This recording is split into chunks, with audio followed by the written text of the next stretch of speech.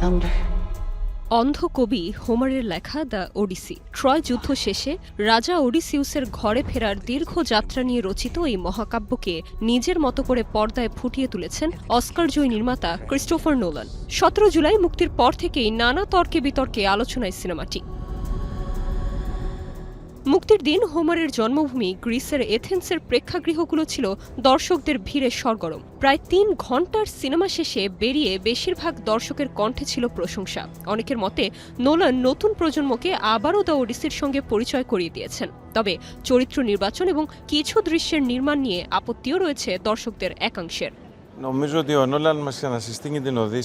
সিনেমাটি আমার খুব ভালো লেগেছে। প্রাচীন পুরাণ নিয়ে কাজ অনেক সময় কৃত্রিম বা অতি নাটকীয় হয়ে যায়, কিন্তু এই সিনেমাটি সময় উপযোগী মনে হয়েছে।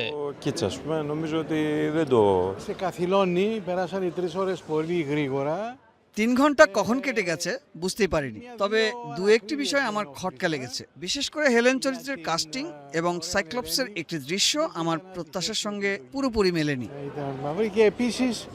শুধু দর্শক নন, আন্তর্জাতিক সমালোচকদের প্রাথমিক রিভিউ ইতিবাচক। তবে হেলেন চরিত্রে লুপিতা নিয়োঙ্গোকে নেয়া নিয়ে সামাজিক যোগাযোগ মাধ্যমে বেশ সমালোচনা চলছে।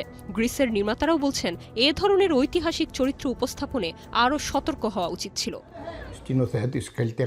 নোলান কিভাবে দ্য ওডিসি নির্মাণ করবেন সেটি তার সিদ্ধান্ত, আবার দর্শকের ভালো লাগবে কিনা সেই বিচারও দর্শকেরই। তবে আমার মনে হয় একজন নির্মাতা যখন প্রযোজক ও ব্যবসায়ীর ভূমিকাতেও থাকেন, তখন অনেক সময় বৈশ্বিক সিনেমা বাজারের চাপের কারণে ভোক বা অন্তর্ভুক্তিমূলক দৃষ্টিভঙ্গি দেখাতে কিছু উপাদান যোগ করেন।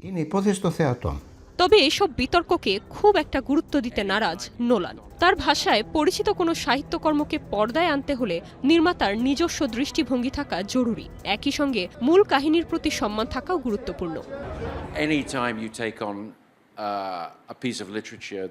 এত মানুষের প্রিয় এবং পরিচিত একটি সাহিত্যকর্ম নিয়ে কাজ করলে সবারই আলাদা প্রত্যাশা থাকে, কিন্তু আমাদের লক্ষ্য ছিল যতটা সম্ভব ভালো একটি সিনেমা তৈরি করা এবং এই গল্পকে আমাদের নিজস্ব ব্যাখ্যায় তুলে ধরা। একই সঙ্গে মূল সাহিত্যকর্মের প্রতি সর্বোচ্চ সম্মান দেখানোর চেষ্টা করেছি।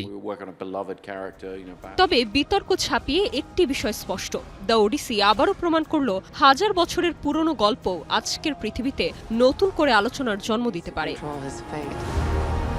নির্জন নুসরাত, স্টার এন্টারটেইনমেন্ট।